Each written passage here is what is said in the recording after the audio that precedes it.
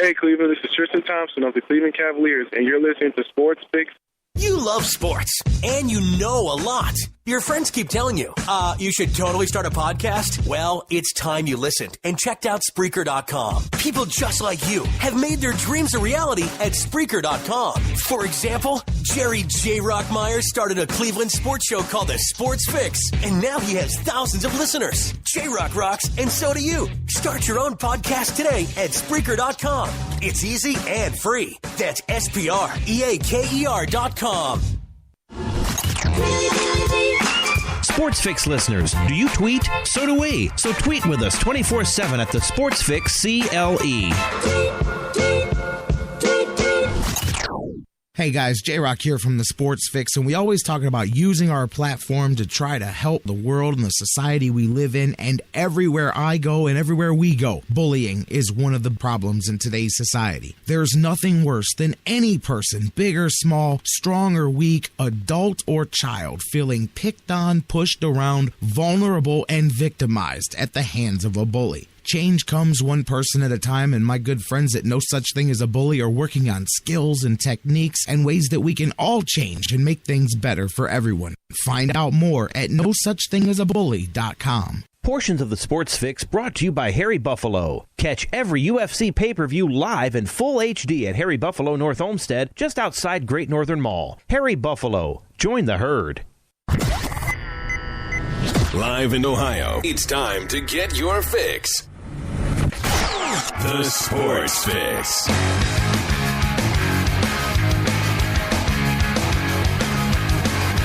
Woohoo, yes indeed. Time to get that fixed. Time to get on the air. What is up, baby? How you guys doing? J-Rocc with you here, clicking the mic, off and running. A Monday is in the books here. We're rolling on. It is almost the middle of the month of April already, and here we go. We're into, well, you wouldn't know it. They decided not to play a couple of times last week. I'll tell you what, the Indians, 3 rainouts in the first week of the season. They tweeted the Rays organization. And, hey, I still call it Jacobs Field, so leave me alone. Anyways, they actually tweeted them last night and said, hey, guys, do you still have that dome on the building? Because the Indians haven't had fun. This is why. These teams on the nasty parts of town here in the Midwest and the East Coast, these cold weather teams should not have games scheduled in the first few weeks of the season. It cannot be hard for the schedule geniuses here that do all of this mumbo jumbo to figure out how to start all the games on the West Coast and the Southern teams, the Texas teams, all the teams in the fair weather places, and do that through maybe the first 2.5 weeks of the season, a couple of series for each of the cold weather teams, and then bring them all home for. On top of that, you know what? I got a feeling, not that these teams need help with attendance for opening days, but I'll tell you what, for those teams that have the delayed home openers by a couple of weeks, think about the build of the anticipation, because you got that extra 2 weeks. You've already got it built up like it gets for opening day. A couple of extra weeks to watching them play ball, and then they finally come home. That could help attendance, not just for that opener that always sells out, but maybe for that second and third game and so on and so forth. But it would eliminate this, because here, the Tribe, and there's teams all over. I mean, I think there were more cancellations on opening day this year than ever before in baseball history. But I know there's ways to do it. Anyways, that wasn't even how I planned to get started on the show. But I mean, 3 rainouts in the first week of the season for the Tribe. They've got to reschedule all of those, and that's right away. That's not counting what's going to come. I mean, I don't know. I just think it's like giving yourself the best chance to succeed, and I don't think baseball necessarily does that per se. I mean, it would avoid any of the problems that the Indians had with that opener, and just it would do it all over the place. But anyways, because of the weather and because of the way we schedule things here, the Tribe missed 3 of their first week's slate of games, and now they head to Tampa, and they'll at least get those ones in. As the Rays tweeted back, it is 72 with catwalks in the sky here for this one. So the Indians will definitely play some ball. But anyway, that's just my thought on that as I see rainouts and snowouts everywhere. Speaking of that, if you live here in Cleveland, well, look outside your window. It's a blizzard on Saturday, and then look out. This is ridiculous. I'm telling you, Al Gore may not have invented the internet, but he was onto something when he was talking about climate change and global warming. And all you have to do is look at the last 48 hours in Cleveland weather, because they've hit them all. We joke about that, but it's actually just hit them all here in the last 48 hours. All right, guys. Anyways, a lot to get into today. Some good, some not so much. Man, we'll get into it in a minute. How about the tragic loss of Will Smith? And I mean, the shooting of him and his wife over a fender bender in New Orleans. Just a tragic story there. We're going to get into so much today. Dan Wismar is going to join us. We'll talk some Will Smith with him. Of course, Dan heavily in the Ohio State Buckeyes scene there with his work and his writing, and that was initially the connection that brought him here to the Sports Fix. So we're going to talk about that. We'll get into the Masters. We'll talk Golden State ties the Bulls record with one to play. We'll talk about the Indians' start to the season for the games they did play.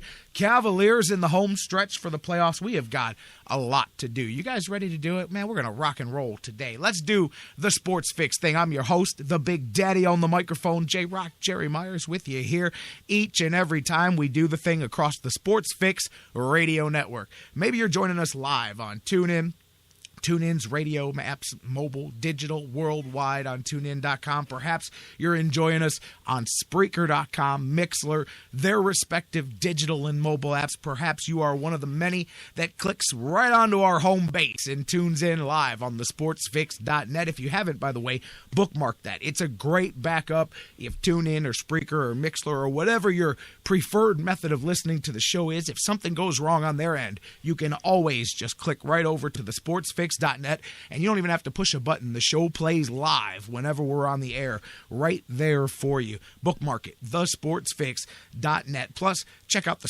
sponsor banners we've got there. Those guys help make this show possible and keep it free for you guys each and every time we do it. So check it out, thesportsfix.net as well. Shout out all of you, thousands, and that number grows each and every week, listening around the world on digital delay 24 hours a day, 7 days a week.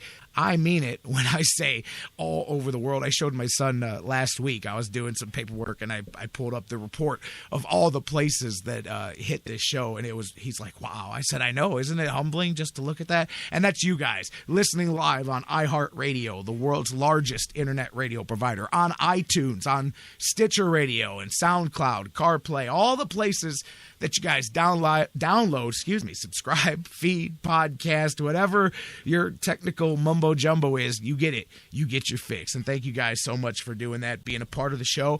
As I say always, be a part of the show. You are the Sports Fix, whether it's in the Mixler chat room, whether it is on the social media, on the phone lines, 216-539-7535. When they're open, hit us up, 216-539-7535, the number to call 24 hours a day, wherever you're at. Leave your take on the 24-hour take hotline. Social media is where it's at 24 hours a day. Facebook, Twitter, email, facebook.com/thesportsfix, or just search for The Sports Fix on Facebook. Tweet with us at The Sports Fix, CLE, all one word, The Sports Fix, CLE, or you can email us, thesportsfix@AOL.com. By the way, you can tweet me directly at J-Rocc Daddy, JROCC Daddy on Twitter as well. Instagram me the same at J-Rocc Daddy. Facebook.com/thesportsfix. Twitter at The Sports Fix, CLE. Email thesportsfix@AOL.com. Hit me up. Let me know your thoughts on all of these things and anything that you want. As I said, just about 15 minutes from now, Dan Wismar from Everybody Hates Cleveland is going to be in on the conversation, and we've got a lot to get into, but I want to start right at the top of things. As I mentioned, just an absolutely senseless story coming out of New Orleans. Matter of fact, I've got a friend used to work with me up here at WHK. He lives down there now, and he told me. I mean, I've heard stories of the violence down there. No matter, I mean, the efforts to clean up the New Orleans area down there in Louisiana, but there is a huge epidemic of violent deaths, and this one brings it to the forefront because it's somebody who is an athlete, who is popular and famous and known in the community. And that's it's not any more I guess, tragic when somebody gets snuffed out so young in their life, no matter what their place in society is. But it's more poignant, I think, when it's somebody held in high esteem, like Will Smith, the former Ohio State Buckeye defensive end, former New Orleans Saints captain. I mean, one of the more popular players in the history of that organization, great in the community. Family man. He was traveling with his wife. I mean, Will Smith was 34 years old. I mean, this guy's my age, many of your age. Him and his wife get into a fender bender late in the evening, Saturday night, after having dinner, and a simple bump into the fender. He gets hit from behind by a guy. It pushes Will Smith's car into the car in front of him.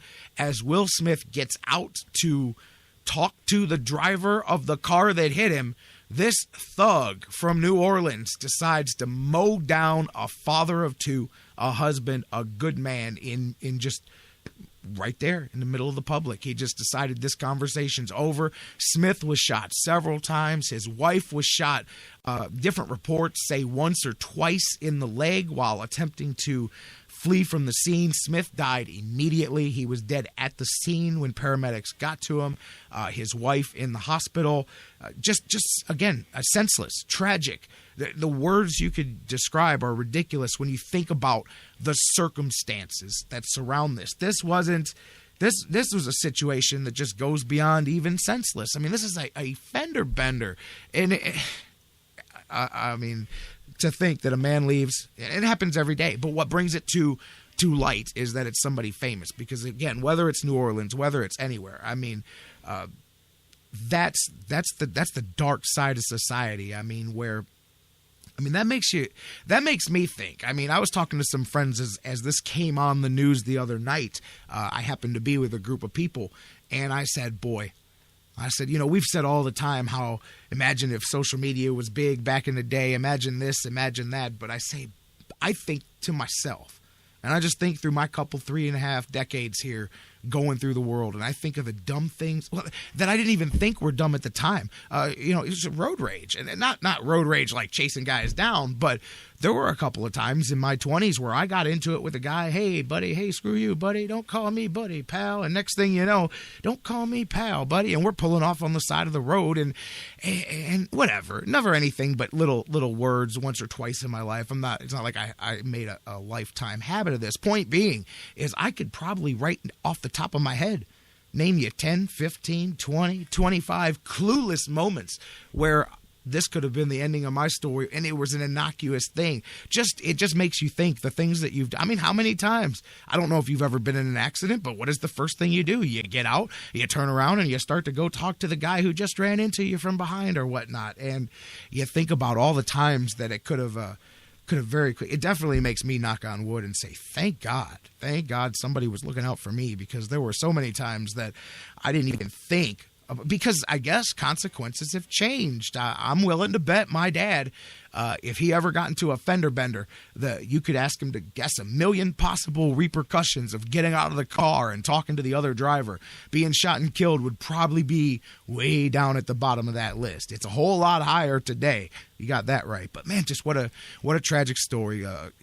Obviously words of sympathy and condolence came out from all over the sports world, different branches of the Saints family, the Buckeyes family. I mean, this one hit a lot of people. Again, this is a young man. And like I said, regardless of what his stature in the community was, it would be tragic nonetheless. But this is a guy that was a good guy that did a lot of good things in the community. And again, had 2 young children. That photo that was going around of him and his wife and his kids that were out there, I mean, just a guy that does it right. We complain all the time. We talk about the guys. We'll get hot on LeBron sometimes. We'll talk about divas and egos, and we do the sports talk thing all the time, and that's what we do. We have fun with it. But this was a guy that did it right. This was the guy that when you go, hey, why can't you be more like this guy, or why can't you be Will Smith is the guy you're pointing to. When a guy like that is who you're pointing to when you're saying be more like this type of an athlete, this guy with the roots, with the family and the community and all of the good things. And to see him mowed down the way he did, especially by a guy who, as it comes out, you hear more and more. And there were some, I think, Honey Badger, Tyrann Mathieu even tweeted out that he knew of the guy in the football world that is charged with shooting Will Smith, and that he was pretty much a scumbag in the community and known that had a grudge against guys that made it out. And there's still a lot of questions here as far as whether there was a pre-existing relationship that this may have carried over from or what. But Cardell Hayes, the man charged with second-degree murder, and his story was crazy too. His father was shot to death by the New Orleans Police Department. So this is a guy that definitely had hostilities and grudges against the world, and obviously Will Smith turned out to be the final person that paid the price for that. But back in 2005, a decade ago, this man's father was shot to death by a couple of police officers in a police stop. Went wrong, and he sued the New Orleans Police Department and apparently settled. No, there's no word of how, but it settled before it went to court. So, I mean, there's a lot of weird branches to this tree, and at the end of the day, regardless of what the story is, and here's the best part, is I know there'll be more details to come out, and when I say the best part, I say that completely sarcastically and nastily, is that from the reports that I read, Will Smith was shot in the side and the back, which to me signals a guy who tried to run. This is a guy who saw a gun, tried to run, and he was shot even more cowardly in the back and in the attempt to escape. Absolutely ridiculous. And as I said, there's reports that there may have been an accident earlier in the evening that involved this. There's a lot of confusion about whether there was a previous incident, but either way, just a family snuffed out. It's just amazing. Sad story out of New Orleans, and just more reasons to hug the loved ones you got even closer tonight, and just thank God that there is no sense. And so you just thank God that senseless violence avoids you, because there's no rhyme, there's no reason, there's no pattern. It's just eeny, meeny, miny, your turn. When your number comes, your number comes. And that's something to always keep in mind. Godspeed for sure, and God bless the family of Will Smith as they deal with this. That's something you don't want to deal with. I'm sure that they're just now beginning to even begin to imagine what happened. The shock has to be so deep. Thoughts and prayers out to the family of Will Smith. And we'll talk a little bit more about that when Dan Wismar joins us. As I said, Dan heavily covers the Buckeyes football program, and I'm sure he's got some things to say about that as well. Matter of fact, I'll tell you what, before I even get rolling, here's a great segue there, because I don't really want to talk about sports right off the rip like that. I want to talk to you. And again, we're on the phones, 216-539-7535. 216-539-7535. Let's go to the phone lines and give you guys a shot to kick us off on the Sports Fix. Caller, you are live on the Fix. J-Rocc, how are you, my good friend? Hey, I'm doing great. Is this Vic? The one and only. The mayor, Vic. How you doing, brother? How you doing one time only, my friend? Hey, I'm doing great, man. Welcome into the show. How you doing? Great.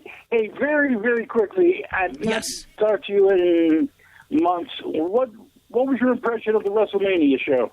Oh man, that's a weird jump off there. Hey, look, I thought it was a lot of fun, and so did 103,000 other people that went there and watched it. So you're not going to get me to get into that, but yeah. Anyway, Cavaliers have two games left. They only have to win one. I would assume that we would say tonight they have to win. Why do you think the Cavs only have to win one? The Cavaliers are stumbling into the playoffs, my friend. Well, what I'm saying is to get the Eastern Conference home advantage. They have to beat Toronto, and they're ahead by 2. And I would assume if they win one out of the 2, then that would make them at least that would allow them the home court. Well, I'll tell you what, they're going to have some trouble tonight because Atlanta's fighting to stay in that 3rd seed, and they're at risk of stumbling. They're only a game back from 4-5, so if you think that they're coming into Cleveland to roll over, definitely give the Cavs a playoff tune-up for sure. And I'm going to talk a little bit with Dan about the Cavs a little bit more, but anybody that thinks the Cavaliers are just relaxing until they hit the playoffs, I'm telling you now, that is not what championship teams look like in the final few weeks before they get to the playoffs. And I'll point to the Golden State Warriors. 2 weeks ago, they lost 2 games, a week and a half ago, they lost 2 games that they should not have lost to 2 bad teams. And how did they bounce back? Did they say, we're going to chill till the playoffs? Hell no. They came out and beat San Antonio twice in the last 3 games and snapped their 33-game home winning streak as well. That is what a team does when they're getting ready for the playoffs. And I hate to say it, but to me, the Cavaliers are ripe for an Eastern Conference upset if they don't watch their P's and Q's in this playoffs. And I'm very, very mindful of the next 2 games, not for the Cavs. I don't care if the Cavs finish first or second. That doesn't bother me. The Cavs don't need the home court to win a series. They proved that last year. But what bothers me is the way 3, 4, 5, 6, 7, and 8 shake out, because the matchups could work out in a favor. And I know people look at the East and they go, oh, well, the Cavs are the best team in the East by far. While I do agree that the Cavs, talent-wise, are the best team in the East, there are ways that these playoffs can shake out where you can end up with the wrong combination of opponents and they can beat the Cavs down in the first 2 rounds of the playoffs. I'm telling you now, if the Cavs end up with the Indiana Pacers in the first round, which it looks like, Indiana and Detroit are tied with 2 games to play. So if they end up with the Pacers, I'm telling you, that series, the Cavs can beat the Pacers, but that series is going to be a little tougher than they expected. But then waiting in the middle, you've either got Boston, Miami, or Atlanta. Each of those teams, Atlanta's the team I fear the least of those. Boston and Miami, either one of those teams is capable in the second round of knocking out the Cavaliers. And as unbelievable as it is to think that they won't make it out of the East, I'm telling you, there's a possibility that they don't make it out of the East. This team has not played consistently since they fired David Blatt. Well, I'll make a few observations from here. We saw the championship game the other night between Golden State and San Antonio. Everything else, every other teams are irrelevant at this point. That was the number 1, the number 2 teams, and I saw who we. I agree. I think we saw the eventual winner, regardless of who comes out of the East. Because to be quite frank, there's nothing coming out of the East, be it the Cavaliers, Toronto, whomever. No one can compete with Golden State or even San Antonio. So it really doesn't matter what team limps coming out of the East. As far as I'm concerned, the Cavaliers have gone downhill, if anything, since they got rid of Blatt. Lou is nothing but a player's coach. These players are less disciplined now than they were under Blatt. They play less defense. And basically, anybody who doesn't think LeBron James is the coach of this team is foolish. Well, he showed that. Foolish. He showed that the last couple games when he wore the suit and stood on the sideline. Exactly. By the way, he did it again. We joked about it 2 weeks ago. He did it again the other night against the was it the Pacers? The other night he was doing it again, coaching from the sideline. But that is what it is. And I'm not. Hey, I believe the Cavaliers. To me, the accomplishment this year is to make it back to the finals because, as you said, 1 and 2 both reside in the West, and I think no matter who comes out of the East, that's going to be a tough beat either way. The challenge to the Cavs is to come through in this Eastern Conference, and something you talked about there, and I mentioned too, since they fired Blatt, here's something that is really obvious to the eye, and you don't even need a stat. We see this every game. If you guys think back to the first 40-some games of the season, the Cavs' biggest problem was slow starts. They were not up at the beginning of the games, but by the fourth quarter, they were putting the clamps down on teams and winning games in the fourth quarter. Now, they're the exact opposite under Ty Lue. They overcorrected is what it looks like to me, and since they realized that they had a problem in the first quarter, they've now overcorrected. They now pour all of their energy into the first quarter, and how many times since Ty Lue took over have we watched the Cavs now blitz teams in the first quarter, run up 20-plus point leads, and then give it all back in the third and fourth quarters?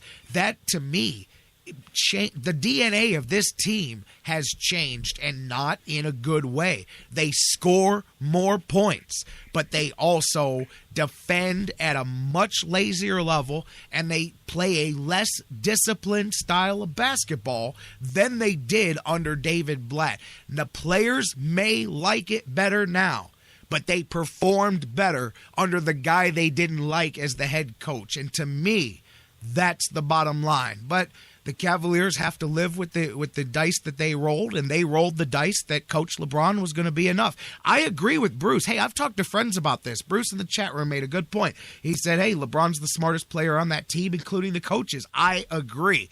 But it doesn't matter. If you're not going to name him the player coach, then he cannot cut the legs out from under his coach, even if he is the right guy to do it. And I'm not arguing that he's not a very, very, very smart basketball player. He undermines the authority of his coaches. And while that may not be a problem for LeBron, that is a problem when 12 other guys don't respect the coach either. And that is what you get when eventually you spend a whole season watching your coach get undermined by your star player. Well, I saw something, and it was just a trivial thing, but Shumpert going back into play, there's Lou, and he throws his towel right on top of Lou, like, okay, here. Yeah, here, Coach. Here, Coach. I thought, my God, has he been relegated now to the towel boys? I'm telling you, man. It's really sad. LeBron James a couple games ago was all, decked in the nines, running up and down the court. I know, coaching from the sideline, brother. And he's writing back of Lou, screaming in Lou's ear. Now, no one within the Cavs organization has the balls to tell him, sit the hell down. Let me tell you something, though. That's a great example, Vic, because he's done the same thing to David Blatt as well. The difference is when he did it to David Blatt, everybody made a vine or a meme of it and put it on the internet and said, oh, look at how stupid David Blatt is. LeBron doesn't respect him. He does even worse to Ty Lue than he did to David Blatt, and nobody points it out. And I'm like, come on. This guy, at least he didn't actually stand next to David Blatt and try to coach the game. He now has so little respect for this head coach that he just does what he wants. And hey, if it wins us a championship, so be it. Just name him the coach player like Bill Russell. But let's not lie about what we're seeing with our own eyes. Do you remember Dave Collins was the player coach? Why not just bite the bullet and say, here, run the damn team? Bro, I'm telling you, let's not even meander down the road. The playoffs are about to start. It's not like the Cavaliers don't have the talent to win a championship, but they don't have the team talent, as in putting it all together as a team. Now, maybe we're all going to watch them flip that magic switch that they believe they're going to flip next week when the playoffs start. I hope they do, Vic. Hey, J-Rocc, Vic, I can only you can hate the Cavs. I can hate the way things are going. We can dislike the egos, but all that matters is whether the Cavs win or lose. I hope they do have a magic switch, and if they do, I'll be the first one to say LeBron James can do whatever he wants from here on out because he had the magic juice and he gave it to the Cavs and they flipped a switch. I don't think that's going to happen. Very quickly, because I can hear the music. I got to go. Cavaliers play better, not with the three of them on the court at the same time. Do you ever notice they play better with James and Love or yes. James and Irving? With all three, they aren't a cohesive unit. I absolutely agree. The problem is, and I'll tell you what, Kyrie he had no choice but to own it the other day. I think that's what the Cavs are trying to do. You saw that stretch they had at the beginning of the fourth quarter where it was Kyrie and the second unit, and Kyrie was out there separate from LeBron and Love. Because I've often said, if you can't get Kyrie and LeBron and Love to be able to play together, then create two units, like a hockey shift, and have that second unit, that's Kyrie's team. Your job is to go out there and extend the leads and whatever. And he didn't do that against the Bulls. He let the Bulls back into that game with his terrible defense and his bad ball control, and he knows that. Play better with Deladova in there with James and Love for whatever That's because the reason. Delly plays the defense, especially when you got to realize that LeBron plays occasional defense. Now, when he does play defense, it's good. But when he doesn't play defense, it leaves openings. Delly plays a ton of defense. So Delly, JR plays good defense. Those guys cover some of LeBron, some of the Kevin Love, some of the times that they don't get good on defense. Those guys cover that. That's why I always think it's great to have Delly out there with LeBron, because Delly's got that little extra hustle that sometimes LeBron's catching his breath because he's got to go back down, whatever his reason is. I like having those hustle guys in there with him. That's why Andy used to be so good in there with LeBron. What the hell happened to Mozgov this year? I don't know, but he's back to bad. He was getting loose a couple weeks ago, and now he's really slipping back down in the month of April again. I don't know. Vic, my man. Talk about hands of stone, my God. But anyway, buddy, I'll let you go. Great call. Haven't talked to you in months, man. Okay, buddy. We'll talk to you. That's the mayor. You guys can call just like he did anytime. 216-539-7535. 216-539-7535. I have got a ton to get into. We haven't even gotten. I'll save it for Dan, because his son actually did some nifty stuff with the Masters, and I'll let Dan brag on his son a little bit about that. But the Masters. How about Jordan Spieth? The collapse. I felt like Happy Gilmore. I'm telling you. You got to mix it together. Get in your home. Are you too good for your home? Ball, go in your home. It was amazing.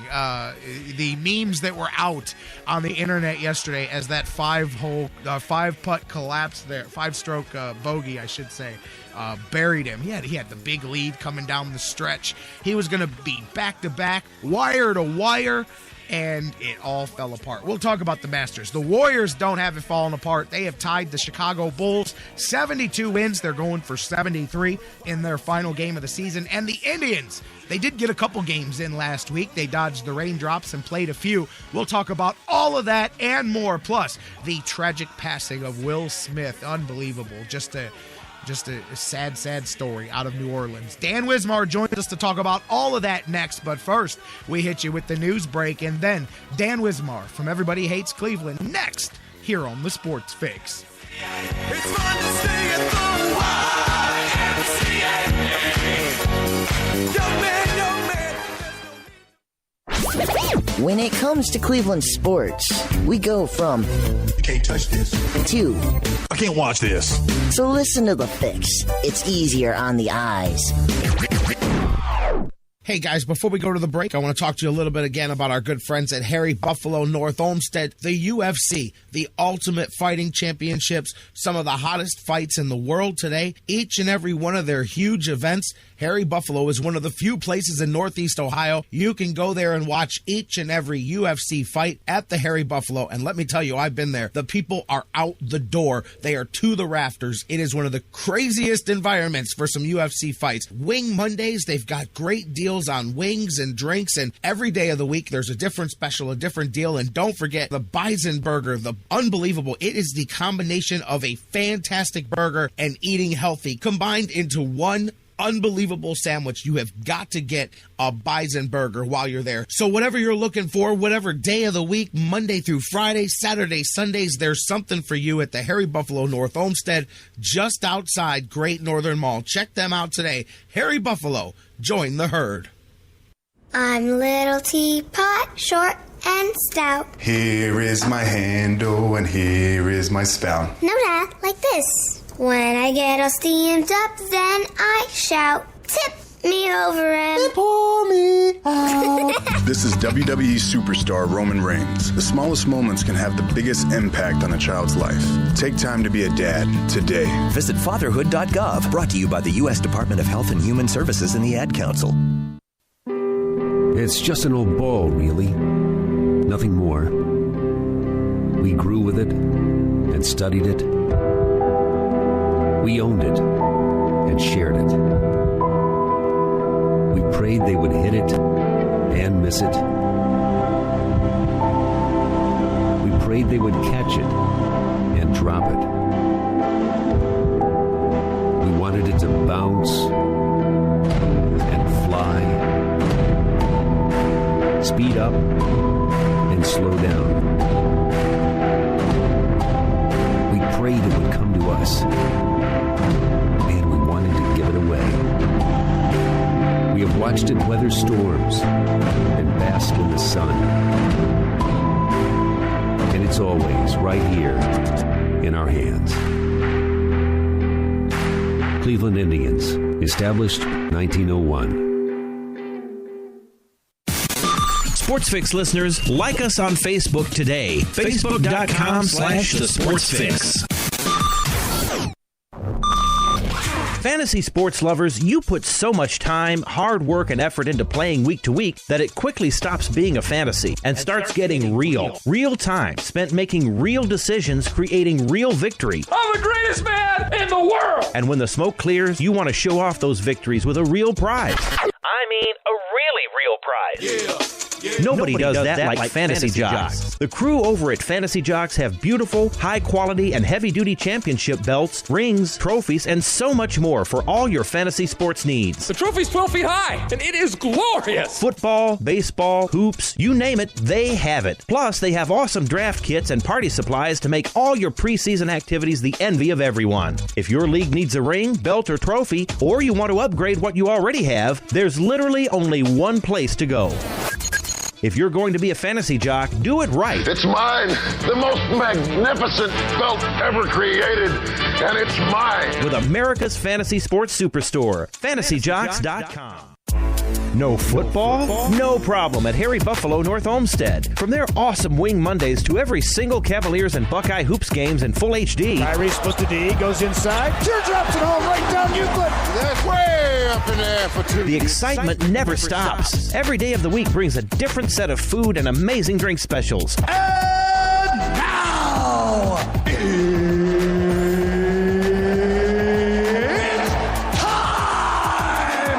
fans, Harry Buffalo North Olmsted is the home for every UFC pay-per-view live on the big screens. Let's get it all! And let's not forget their mouth-watering trademark, the Bison Burger. They sure are good. Nobody does bison like Harry Buffalo. The perfect combination of healthy and delicious. Hey there, eat up, y'all. You's as good church-going folk. Y'all deserve a little treat. What are you waiting for?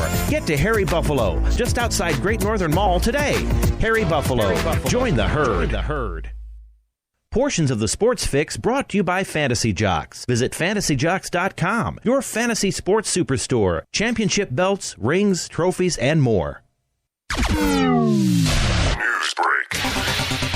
Good morning, I'm Bob Picozzi. They're the first team in NBA history to go an entire season without losing back-to-back games. The Warriors do still have one game left, and it is a significant one. They will host Memphis Wednesday night, 10:30 Eastern Time on ESPN. And if Draymond Green and his mates win, they'll break the 1995-96 Bulls record of 72 wins. I mean, it's an accomplishment. I'm not going to sit here and say like it's not. Like, good time.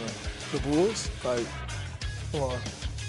It's crazy. So it's an accomplishment, but the accomplishment that we're looking for is 73. Golden State tied the record last night with a 92-86 win in San Antonio. The Spurs were 39-0 at home. An arbitrator was ruled against the NFL Players Association in a grievance. The union claimed the league's personal conduct policy, implemented in 2014, violated terms of their CBA. Blackhawks superstar Patrick Kane has become the first American to lead the NHL in scoring. He finished with a career-high 106 points. ESPN's Brett McMurphy is reporting the NCAA has approved a 3-year moratorium on new bowl games.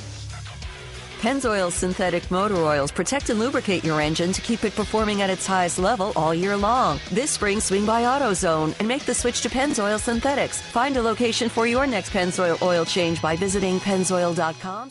Hey, you guys are rocking with Reggie Germany, former wide receiver of the Buffalo Bills and Ohio State Buckeye. You're rocking with the Sports Fix. This is the Sports Fix. What is your name? I'm the dude.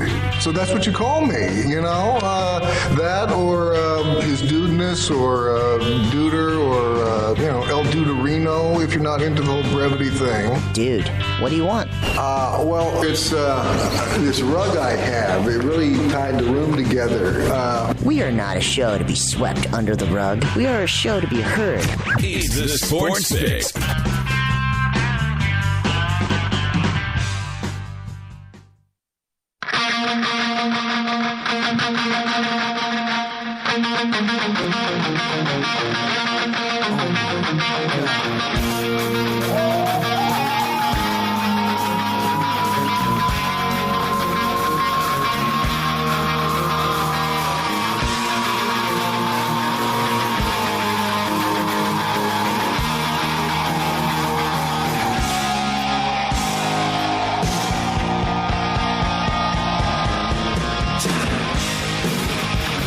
Welcome back to the Sports Fix. J-Rocc back with you. Speaking of back, you know these cats are back together.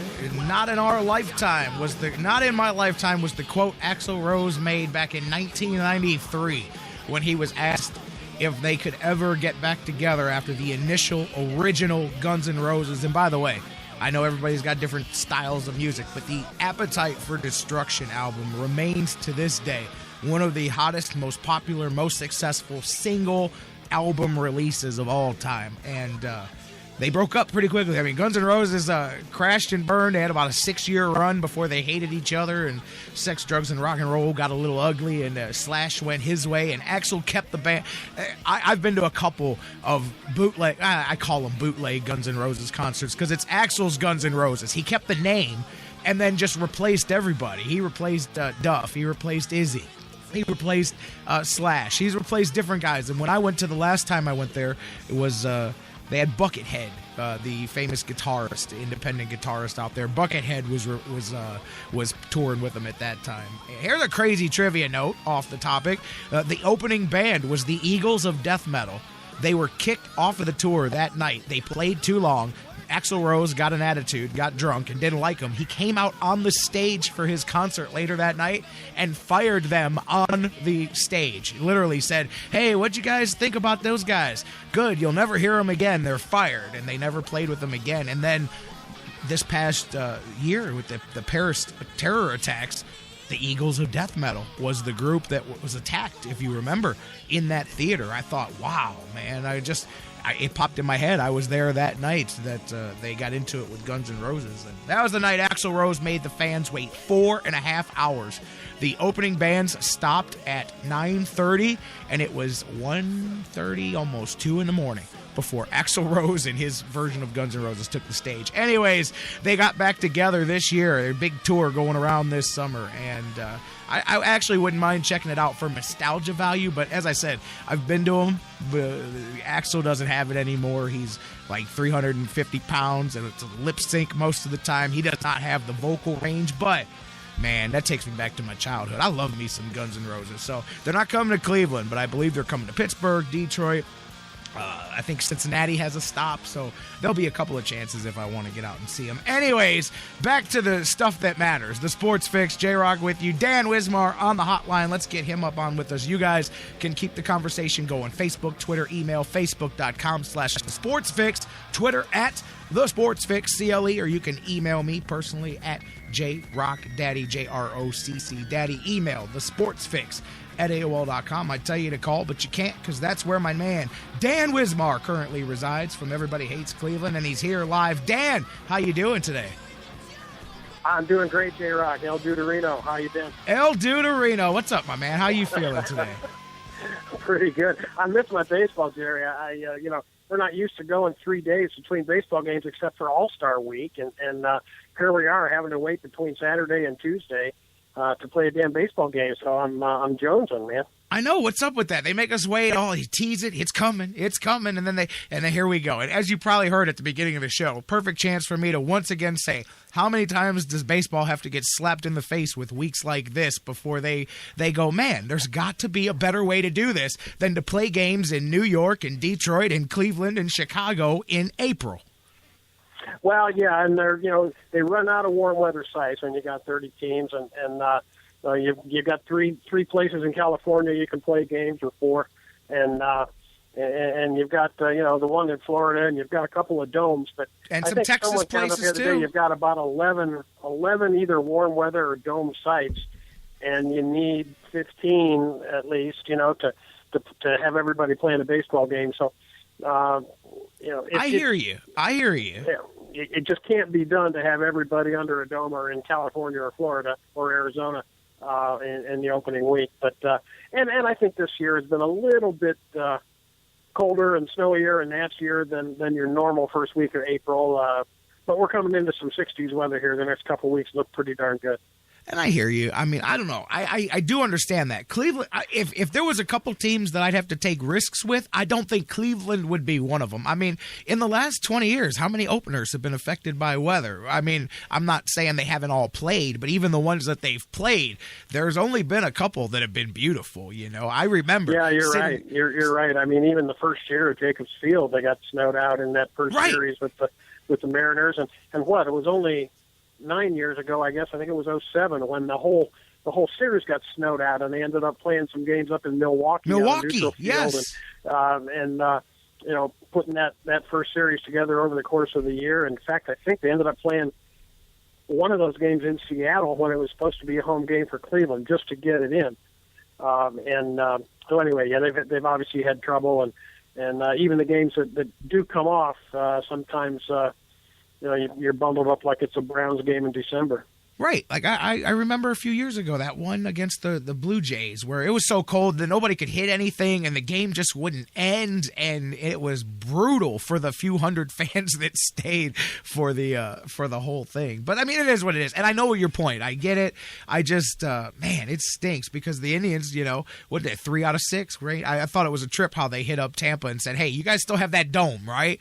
On Twitter. I don't know if you saw that, but they tweeted them and said, "Hey, you guys still have the roof, right? We're good to play." And they were like, "Yeah, come on down. It's beautiful down here." So at least we know they're going to get this one in.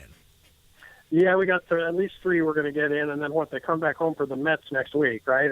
And that's going to be good, man. It is supposed to be nicer once they come back to town. I saw the weather, and it said Thursday, Friday, Saturday, when we get into this weekend, we got a couple of cold, rainy days here in the middle of the week, and then it's supposed to be back into the mid-50s, maybe even hit 60. So, yeah, that's doable. That's okay. We can deal with that, you know? We can live with that, yeah. And you know looking what? forward to it. And, you know, Dan. 2-2, go ahead. Oh, you're going probably where I'm going. I was going to say, let's stay on the Tribe since we're talking about them. The first thing I got to talk to you about is the games we have seen. I mean, if the other day I wanted to literally just turn the microphone on and say, "Hey, I'm here," and Dan Wismar has been telling you guys for months what was going to happen here about your boy, Brian Shaw. About the bullpen and Brian Shaw, yeah. And Brian Shaw the other night collapsed, and all I could think of was, Dan said for week, "Man, I don't like this. I don't know if this was a good idea." And he didn't wait any time to show you why. The people that have pause with him are right now going, "This is just the beginning of the season." And I know you don't panic now, but when the things you worried about before the season show themselves right away, that's not a mirage usually. Yeah, that's true. And I was a little surprised when I saw the actual numbers. My recollection of last season was that Shaw was doing a lot of this early in the season last year. And he went on, and toward the end of the year, I thought, you know, became a little bit more reliable. The numbers that I heard one of the national writers, maybe August Fagerstrom or somebody like that, talking about the other day, was that he had a 1-point-something ERA in his first 47 appearances last year, and then toward the end of the season started to fade. So that's kind of the opposite of what my sense of it was, but trust the numbers that I'm hearing. But I just never really could understand last year why he was automatically owning the 8th inning for this team, because there were so many nail-biters. And, you know, he does, you know, so many times will come in and won't be able to throw that. His favorite pitch is that slider, and he just so many times isn't able to throw it for strikes. And you come in the game, especially when you come in the game with a 1-run lead, which, right, you know, typically he's only used in games where they have the lead. I just never quite figured that out. I think right now, certainly, you've got some options down there, and even McAllister, I think, is preferable from my standpoint. And now you've got Bauer out there who has good stuff. Obviously, he's not a reliable strike thrower at this point in his career, and that gives you some pause. But either one of those guys, I think, is preferable to Shaw. But let's face it, Tito loves Brian Shaw. And, you know, we may be just stuck with him until he works out his issues. And it's one appearance. It's not a trend yet. But, boy, like you say, he sure did validate what I've been saying about my concerns about the bullpen. They really don't have a lights-out setup guy. And unless either a McAllister or a Bauer can evolve into that role. You know who? Not sure where it's going to come from. I don't know, and some people will probably scoff at this, and I know we have to see how the season pans out for him, but due to his experience and his being in so many leverage situations in the past, you got to think Joba might be somebody if you get to the point where you go, man, we got to try somebody else in here. I mean, I kind of, if his stuff is there and he's pitching well, I kind of like the idea of a guy who's been in some big time games and some big time situations being that guy, perhaps. That's true, and I hadn't really thought about him as a possibility for that. But yeah, you're right. It's another right-handed power arm that you can bring out for an inning or maybe even a little bit more. And also, we know that within a few weeks here, we're going to be seeing Tommy Hunter. Right. Obviously, jury's out on what we can expect to see from him and how he'll perform or how soon he'll be ready to be 100%. But, certainly the concerns about the bullpen aren't going away. Although I will say, in the one victory the previous day when Bauer pitched a couple innings, he came in and looked very good. Pitched the 7th and the 8th in the 7-1 game.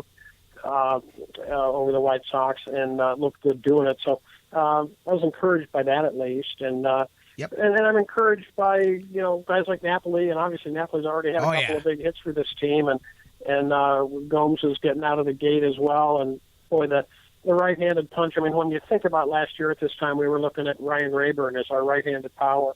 And now you really do have, even though Bird and Uribe haven't gotten off the schneid yet, really, those two guys, plus Santana hitting right-handed, plus Gomes, plus Napoli, you really have more than you've had in a long time. I agree. Offensively, I like what I've seen the beginning steps into the first couple of games of the season. A couple of things about what we were just talking about. Like with Shaw, my biggest thing, when people say, well, why are you on Shaw? It's because of the miles on the tank. He's up there in the age, but you've got he led the majors in the last 3 years with I think it's 224 in appearances. Yeah. And Cody Allen's right there with them, but there's age difference. There's a little bit of a mileage difference, but still, I mean, that's relievers that go high mileage. A lot of times that's what worries me the most, and I just think that maybe at some point he's going to run out of gas, and so as those miles pile up, and some guys last through it. It is what it is, but that's my biggest concern with him. And some of the other things, like you said, the bats, I really do like. I think that this offense is going to be a lot more consistent throughout especially once we hit the weather. I think you can just see you've got more professional hitters, guys that'll work better at bats. I like what we've seen out of Napoli.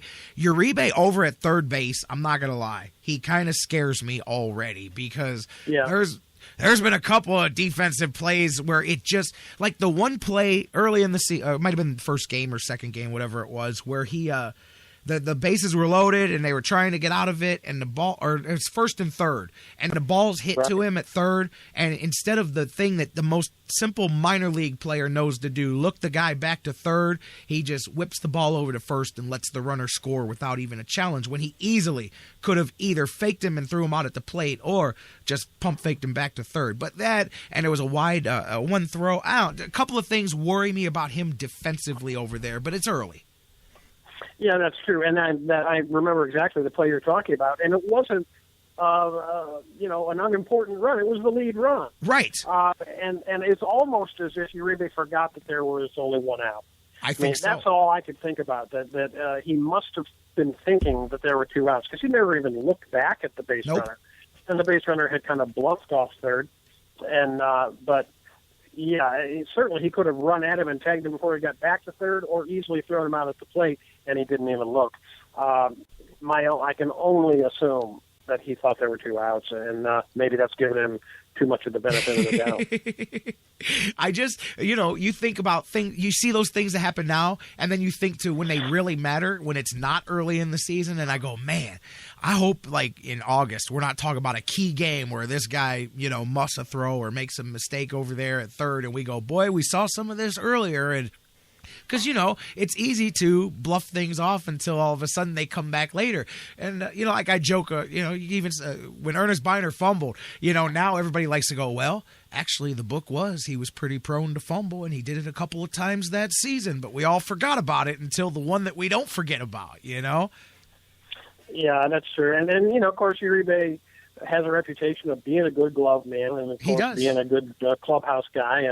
And you're always trying to make some judgments based on small sample sizes at this point in the season because we need stuff to talk about on the Sports Fix, right? Damn right. Hey, if he gives us power over there at third, I'll deal with it, whatever happens. As you said, he's traditionally stronger there anyway, but I'll deal with it. That's fine, man. Like, I do. I think once he gets warm again with this offense, I think they're going to do, again, they're going to be a lot more consistent for sure than they were last year. How about the starting pitching, the little bit that we've seen here? What are your thoughts? Well, a little bit of a blip from Kluber. You have to sort of take that with a grain of salt, too, because, it was 34 freaking degrees down there. Yeah. And, you can't really expect a guy to be in form. But, as we said last week on Wednesday, it was David Price, and he got outpitched by the best pitcher in the American League. So, but beyond that, I thought Carrasco had a nice start, and Anderson looked very good as well. So you can't really kick about it so far. I was a little surprised that they had Tomlin scheduled to go yesterday, even though Kluber would have had 5 full days of rest. But I heard a quote from Tito last week where he said, we have confidence in all 5 of our starters as a way of explaining why he was going to use Tomlin in his normal slot, even though his ace was had his 4 and even 5 days of rest. But now I understand we are going to go with Kluber tomorrow night, and Tomlin will miss this first trip through the rotation. But it's good, I guess, for the confidence of the guys that the Tito believes in them, and he's gonna throw Tomlin out there every 5th day, maybe even when his 4 other starters have had their required rest. Absolutely, man. And like you said, Carrasco and Cody Anderson, good first start to the season for him. We'll get to see Kluber. And Salazar, too. Salazar didn't look bad either. So, yeah, I think we're going to... Or that's what I meant. Excuse me, Salazar. Sorry about that. Well, Cody too. He looked good. So, yeah, you've had the four main guys start one game each, and really Kluber probably had the worst performance of all, and his wasn't bad, so...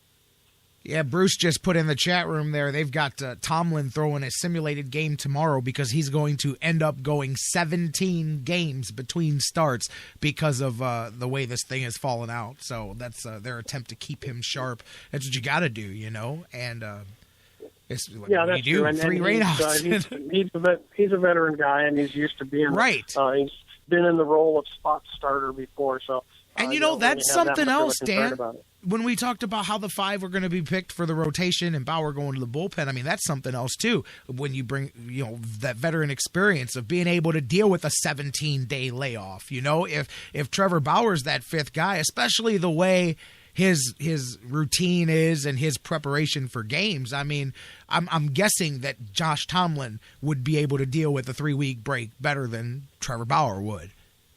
Yeah, that's true. And as we touched on a little bit last week, Trevor Bauer, his entire preparation regimen is probably going to be turned upside down and inside out and reworked entirely to make the transition from starting to bullpen work. Who knows what he'll have cooked up to get ready to come in on 10 minutes notice instead of on 5 days notice. But we'll see how that plays out. But he did look good his first time out.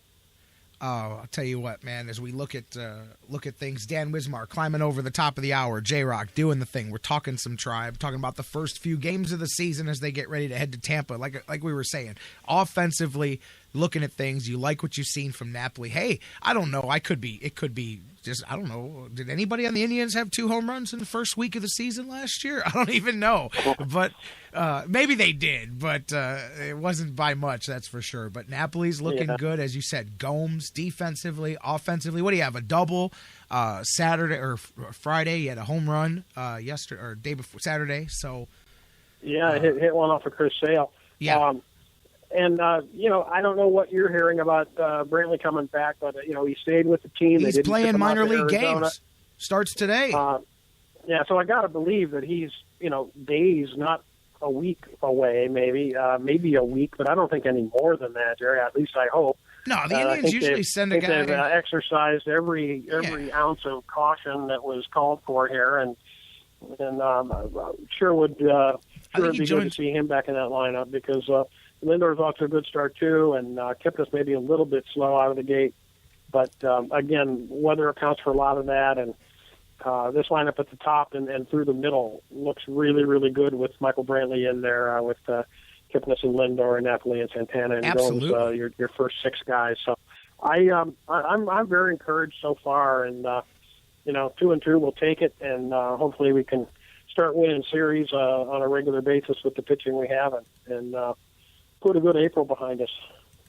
Absolutely, and as you look, I would be willing to bet that it's 2, maybe 3 games tops. I think when they come home, that would be the great timing for Michael Brantley's first game back with the big league club, and and gets crowd excited and out there. So I think perhaps if nothing goes wrong, he'll do a couple of games here, and then he may meet the team back in Cleveland, and that could be the beginning of the season for Michael Brantley. Bruce, hey, how about Trevor Story? Good start to the season for him, but I had to laugh over the weekend. I hate Elias stats because they get paid to come up with the dumbest stat lines all the time. They hit that one over the weekend where I just thought this was a ridiculous sounding stat. It actually came to me on some alert. It said Trevor Story is now the first player with 4 home runs in his first 7 games since Mark McGwire. And I'm like, what an obscure stat. That's just trying to make somebody important for nothing. I mean, I'm pretty sure there's a million players in baseball history that have hit 4 home runs in a 7-game stretch. They just didn't do it in the first 7 games of the season with the Oakland A's or whatever the obscure stat is. Is it not the first 7 games of his career? Well, I hear you there. I mean, that's a little bit, more but that wasn't the unusual and admirable. But that wasn't the stat that I'm referring to. That wasn't. Now that's different. But the stat that was actually put out was just that he was the first since Mark McGwire to have 4 home runs in the first 7 games of the season, or 6 games at that time. Now four in 6 games, and now it's up to 6 in 7. Bruce says 7. 7 homers and 7 games or 8 games. That's a hot start. Yeah, hot start. It's crazy, and this was not a guy that's. His name's on the lips of even your fanatical baseball fan. I mean, this is not a guy that, I had to think to myself, who the heck is Trevor Story? Well, you won't for long if he keeps this up. That's for sure, man. Yeah, that's for sure. And he's a shortstop, no less. So, interesting stuff. And baseball always throws you those curves, those things you don't expect to happen. And it doesn't matter. They're playing. I mean, we'd have 7 games in if the weather would cooperate. So at least they're back at it in Tampa, and it'll be a lot of fun. Tribe going. What were the matchups, by the way? That was what I was going to do. I was looking at the pitching matchups. Kluber and I think Matt Moore is the lefty who was the Rays opening day starter as well. And then you've got Carrasco and Smiley tomorrow night. Yeah, Carrasco and Smiley is Wednesday, and Salazar and Chris Archer is the final game of that series. And then I'm just kind of looking ahead, and unfortunately the Mets have not even announced who may be coming up next week. It'll be Anderson, Tomlin, and Kluber going for the Indians, but boy, the Tribe and the Mets starting pitching locking up in that series is going to be something. Yeah, someone I was reading this morning, someone saying that it looked like it was going to be DeGrom Kluber, although DeGrom left his last start with a lat strain of some sort, but the normal, the way it's shaping up, it would be a DeGrom Kluber matchup in the 3rd game, and if DeGrom does not miss a start. That's something. But wouldn't you say that's some of the best starting pitching in the game doing battle in that series? Oh, no doubt. Man? Yeah, I think you'd have to say certainly the 2 best young starting pitching staffs, one in each league, going against each other. That should be some fun stuff next week. And I'll tell you what, this is just me speaking to the wind. Maybe it'll magically get to the Indians. But if I were the Tribe, especially if it's going to be nice weather, if you're going to have Michael Brantley here, I would, and you've got a great matchup of great pitching and it's interleague, all of those things together, I would start billing this series this weekend as opening day part 2, man. I would try to do whatever I could do to make it an atmosphere, get some things in the ballpark, call it opening day part 2, man, and get that park filled up and get that beginning start that you should have had last week. Yeah, it's a great idea. The team doesn't seem to do much of that sort of what you might consider on-the-fly promotion, taking advantage of some spur-of-the-moment stuff. But, yeah, you're absolutely right. Since the the opening day itself and the opening day week was kind of sort of an anticlimax and a disappointment, that you try to capitalize on that and say, okay, guys, now it's 60 degrees. Now let's get your butts down to the ballpark and watch some great baseball with the defending National League champs in there. And that is something, by the way. We mess and get with the Indians a lot on stuff that they do wrong. That's another one. Getting into doing things at the spur of the moment. Like, I love it when a team like the Cavs in the middle of a season, now it became a regular thing, but the first time they broke out the Andy wig, or when if a player's got a mohawk and next thing you know, some basketball team just gives away mohawks a week later because he's this phenomenon. You know, those where you get, like right now, if they said, hey, we're going to make it Trevor Story Day in 2 weeks and everybody's going to come dress, whatever it is. My point is that I think that's what the smart teams do. They don't just have their planned a year in advance promotional events, but that they stay in the times and that they throw in those occasional, spur of the moment type things. And I just think this would be a grand opportunity for the Cavs are ending their season a few days before. Here it is. Come on out. We're going to do this again, guys. We're going to have Carlos and Sandy at the ballpark. Michael Brantley's here. We've got the two best pitching staffs in baseball. Let's fill 100,000 in this place over the weekend. Yeah, reboot. Right. Opening day reboot. Yeah, let's do it. So, yeah, Bruce, put your call into the front office. Call Joe Hammond. Let's make it happen. Bruce, tell somebody, man. Talk to your boys, man. Anyway, I'll MC the thing if they need it. I got energy for days, man. Anyways, Tribe's rolling, and we're gonna have a whole summer to talk about that stuff, man. Where do you want to go from here? You know what? Let's go a little bit. I want to switch over. Just for a minute and get your thoughts, man. How tragic down in New Orleans, the death of Will Smith, and especially the circumstances around it. I mean, what senseless violence, man.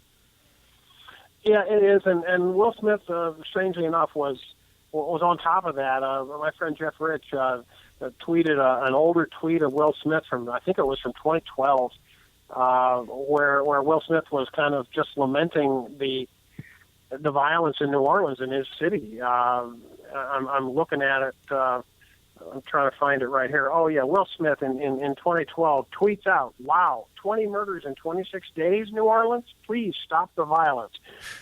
Just ironic as hell that then that would have been an ongoing concern of his, a guy who was obviously active in the community and was himself appalled by the violence. You're right, senseless is a great word for it. Sometimes I struggle to call a cold-blooded murder a tragedy. A hurricane is a tragedy. You're absolutely right. Yeah. But this is more than that. The other thing too, as you alluded to, Jerry, it now looks like there's a possibility, and again, the reporting's still happening, and all the disclaimers in the world need to be put in front of saying something like this, but it appears that it may have been something other than completely random. Yes. In that they reported this morning that first of all, Will Smith and his buddy Pierre Thomas from the Saints had just had dinner with a friend of theirs who happens to be a New Orleans policeman. And he happens also to be a New Orleans policeman who was specifically named in the lawsuit. That yes. The murderer filed 10 years ago when his father was killed by a New Orleans cop. Yep. It also needs to be said that the New Orleans cops are known far and wide to be some of the worst, some of the most corrupt, some of the most trigger-happy policemen. And I have a high regard for our men in blue and all that, but let's face it, some of them are not the good guys. It's that they have that reputation, and from everything I can hear, it's well earned. So, you want to couch everything you say, and this is not these guys are in the white hats, these guys are in the black hats. But it's possible. I mean, Smith and Pierre Thomas had just left from having dinner with a cop who was specifically named in the lawsuit that the murderer had filed and settled a decade ago. That seems like a mighty big coincidence, and we'll have to see if there's anything to that, or if it was just, in fact, a coincidence. Absolutely. But we'll have to see as it goes forward. But I think, just a great Buckeye, and it's just sad. And like you say, the picture of his family, his children, it just rips your guts out. Right, absolutely. I mean, as I said, we talk so much about the bad side and the guys that are problems or drama or divas or egos and guys that leave, 7 kids in 7 states. And then, you see things like this, and it's the guys that do it right. And I guess that just puts more to it. And as you said, I read all of that in the investigation. Matter of fact, the police said, and that's how you know that there's definitely going to be more layers to this, because as the police officer said the other day, they literally have to worry about compromising the investigation as it is. But yeah, I mean, the looks that it may have even been more on the premeditated side just makes it even worse. But either way, and as I mentioned earlier, even if it was to have been random as it first appeared to be, it just made me think back. I can't tell you that I'd be lying to you if I told you that there wasn't a couple of times in my life where I was in that exact same situation or did something else foolish, spur of the moment, because I was angry or I was confrontational. And I sit back now and I go, geez, I'm lucky that I guess lived in the times I did, because nowadays, man, I may not have walked away. Well, that's true, because in this day and age, you never know who's carrying. And, I have always, considered myself a pretty laid-back character, but for some reason, I seem to adopt a different persona when I'm behind the wheel of my car. For whatever reason. Yes. I yell, I swear, I am impatient with other drivers. I'm a different person when I'm driving, and other people are driving, stupidly or dangerously. I change. I don't. You're have the only good one on the road. personality. Yeah, you're the only good one out there. Everybody else stinks. Yeah, that's right. You're the only good driver out there that you know. But in any event, everyone can relate to anger behind the wheel of a car when something happens, especially when maybe your wife's in the passenger seat and you get rear-ended, and then all kinds of speculation now about Will Smith. When you hear he was shot at the back, he may very well have been going back to his car to protect his wife or to do something to take care of her. Thought. For sure, that's what I thought. And we don't know. Obviously, may never know, but she'll probably be able to tell us something once she recovers. So it's you're right. We I used to hitchhike from Cleveland Heights to Willoughby Hills too. Can't do that doing anymore. Things when you're a teenager that you would never do now. I hitchhiked from Alliance, Ohio to Meadville, Pennsylvania when I was in college. You don't even think about sticking out your thumb on the highway now and letting some random stranger pick you up. So think of how normal that was. It is a different world we live in. That's nuts you bring that up, because I'm in the wrestling business, and I've got several of my friends that are, in the generation right before me, maybe 10 years older than me, that have nothing but stories like that of, hey, man, I stuck my thumb out and went from, New York to Kentucky, or I went from, Tennessee to Texas with a thumb and a hitchhike, and you're like, man, you could never, the world isn't like that. I mean, I wouldn't even want to, even if you thought you could. I mean, Well, and it's not so much the danger of the hitchhiker himself, it's the driver. Who's going to pick you up? They're hesitant to pick somebody up on the side of the road. That's what I'm saying, man. You don't know who's getting into your car and for what reason. Dan, I don't want to buy. I don't want to buy a hat off of Craigslist because I'm afraid somebody's going to be waiting for me on the other side, man. Yeah, that's true. It is a whole different world. But yeah, it's and of course, we're seeing all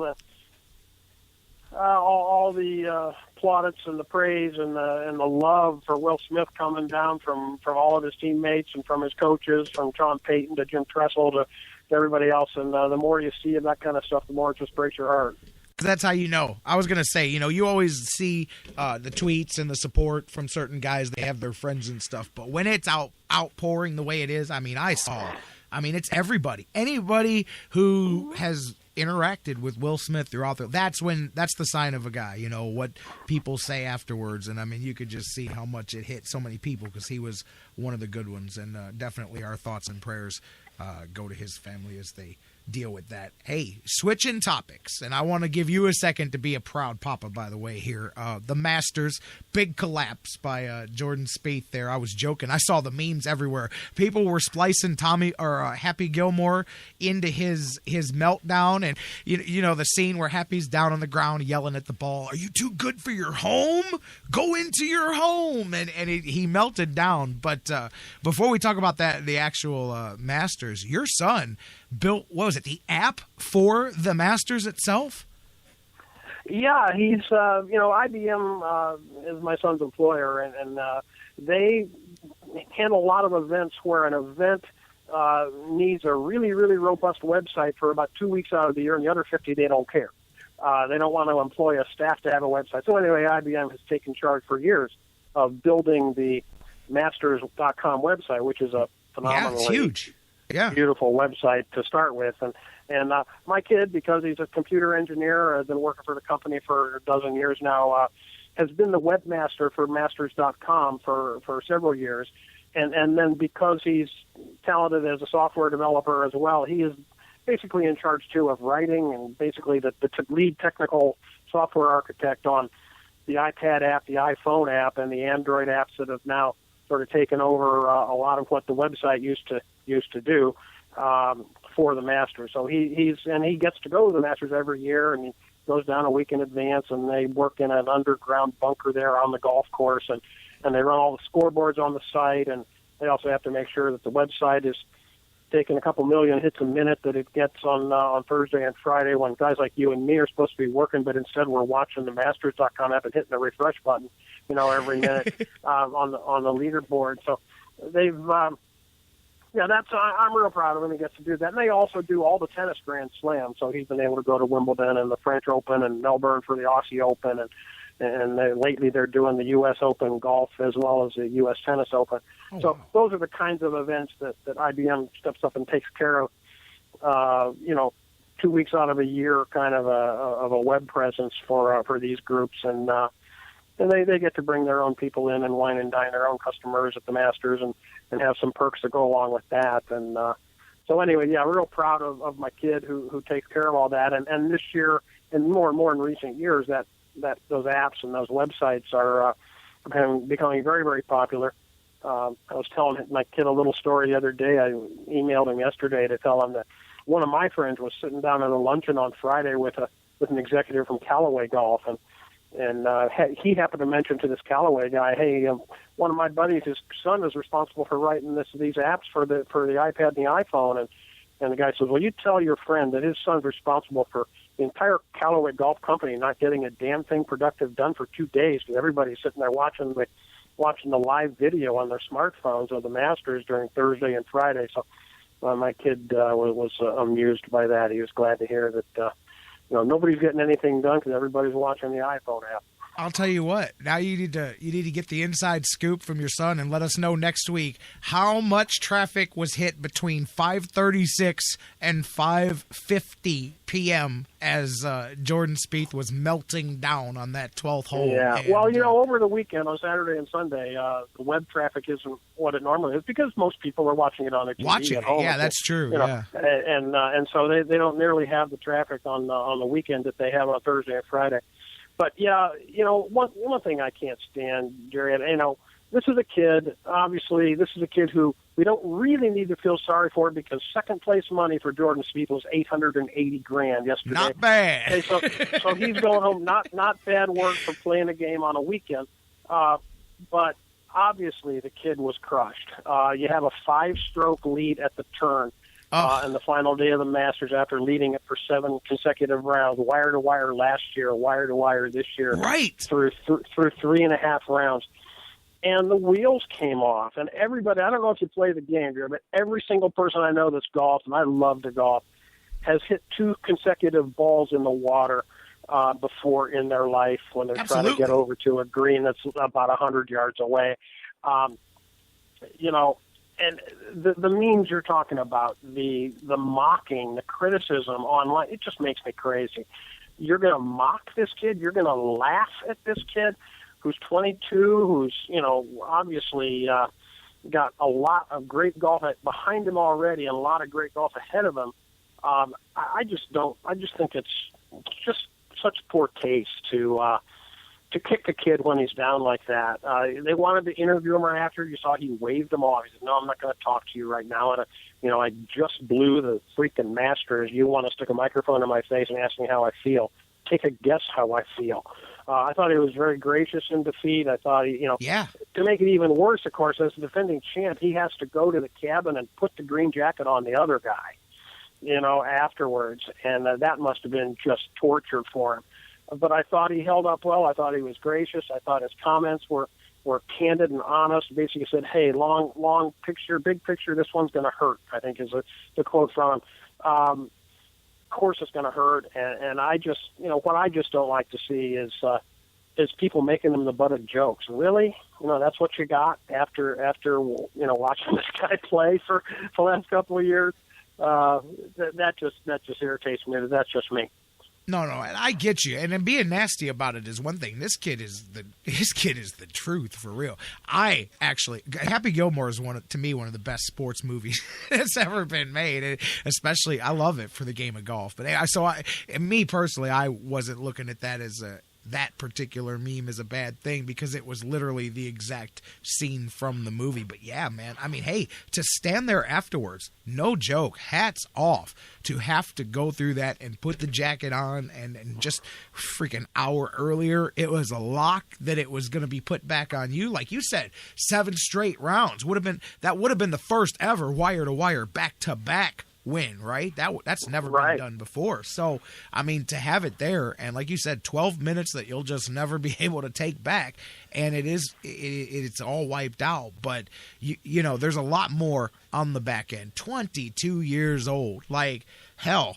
I'm just now figuring out how to take advantage of the gifts that I feel I've been given athletically, and I had to go through 15 years of experience. I couldn't even imagine figuring all that out and winning at 22 and still having the next 15 years to go, man.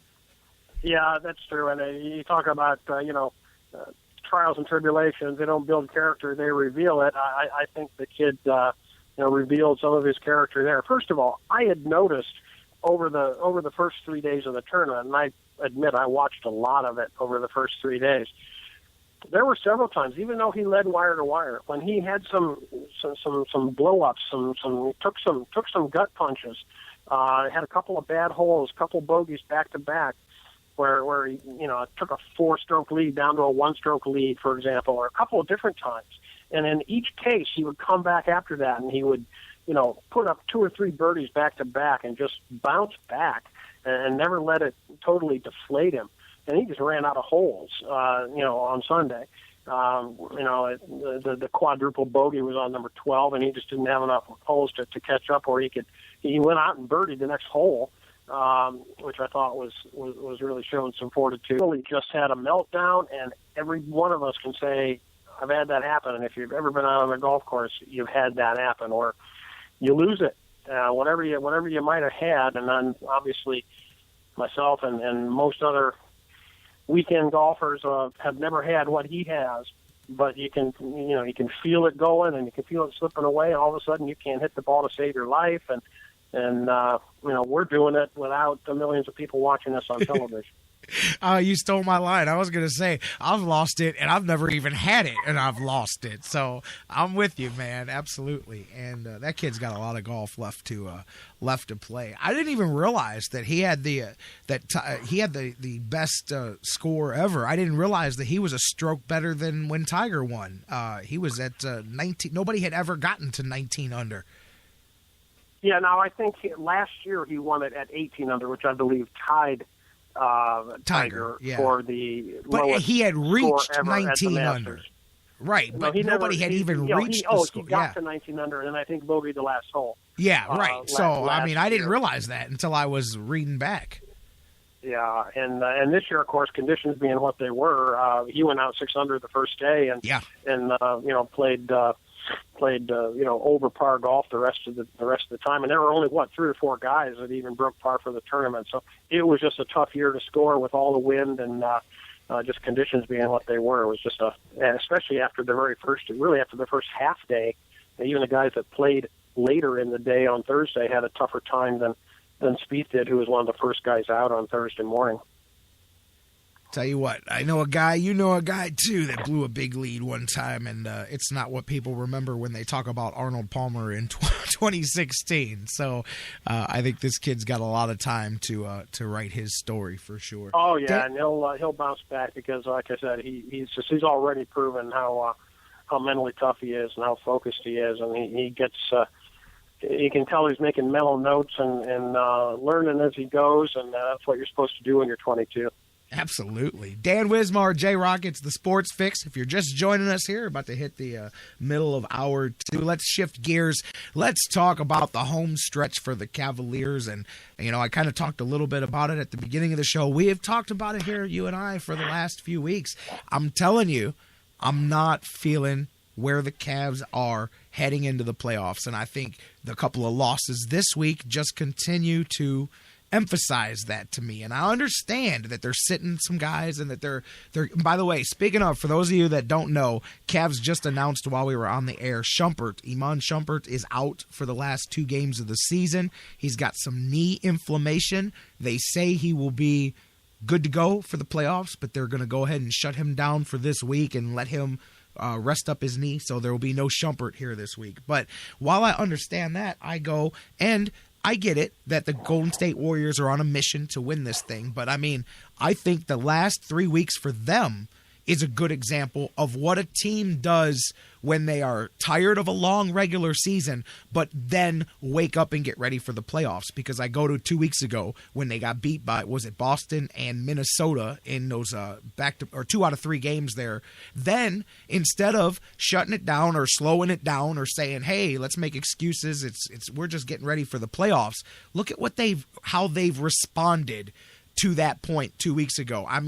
2 big wins over San Antonio, and they had a nice win where they just barely beat Memphis. And I know Memphis should have been a win for them, but Memphis brought it Saturday night, and they won that one there, put themselves on the brink of history. And to me, it's not just the wins and the losses, it's the way they're getting there. I continue to worry about this team heading into the playoffs.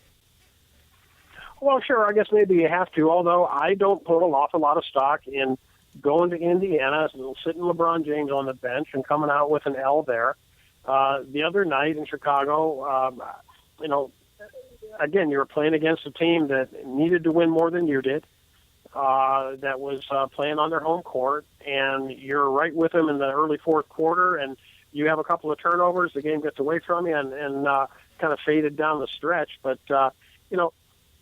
as far as Golden State goes, great, more power to them. I hope they go into the playoffs with a big fat head, and I agree there. Thinking that theirs doesn't stink, and I just hope that's the mindset that they carry all the way into the finals.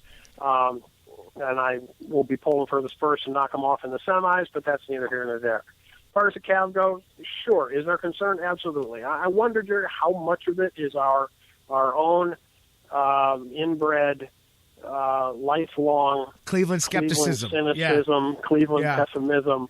Certainly that affects all of us to some degree. Me too. That we're preparing ourselves psychologically for not winning. I think you'd be naive to think that that's not a part of it. I recognize it in myself, as much as I consider myself a positive person and a glass half full guy. I recognize that tendency in myself that comes from being a Cleveland fan my entire life.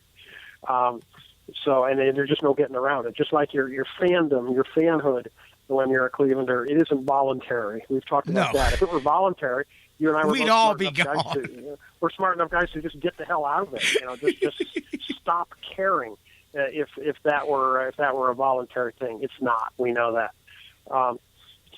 But again, certainly the Cavs have given us reason for concern about their consistency, and I thought Kyrie just really crapped down his leg the other day. There's no other way to say it. In that fourth quarter, he turned the ball over about 3 or 4 times, just trying to be too fancy with the basketball, and I feel like screaming out at Kyrie sometimes. Kyrie, you and the ball are not invisible, to the other team. sometimes he acts as though, if he goes behind the back between the legs, 17 times in a row, that he's going to just mesmerize the opponent and they're not going to be able to deal with it. Well, it doesn't work that way. And he needlessly turned the ball over numerous times the other day, just trying to do too much and be too fancy.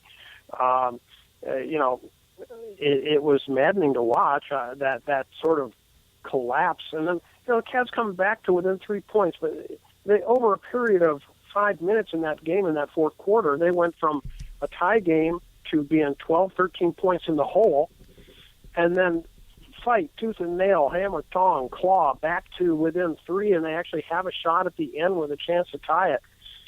It didn't have to be that way if you hadn't played with your heads up your butt for that stretch of time when you just couldn't do anything right. So sure, it's a concern. I'll be glad when we get one more win, and like you, it almost doesn't even matter. You have to beat the best to be the best. If you end up even as the 2 seed, I don't even know what happens if the Raptors win 2 and we win 2. There's a tiebreaker, I'm assuming. Yeah, and the Raptors. Cavs would lose, I think the Raptors get it. Win 2. The Raptors do get they it win a because tiebreaker with us? Yes, and the Raptors win the tiebreaker. So. Okay, I was not aware of that, but I assumed there had to be such a thing. Yes. That is. I think they've won the head-to-head. Not even that important, other than psychologically for the team.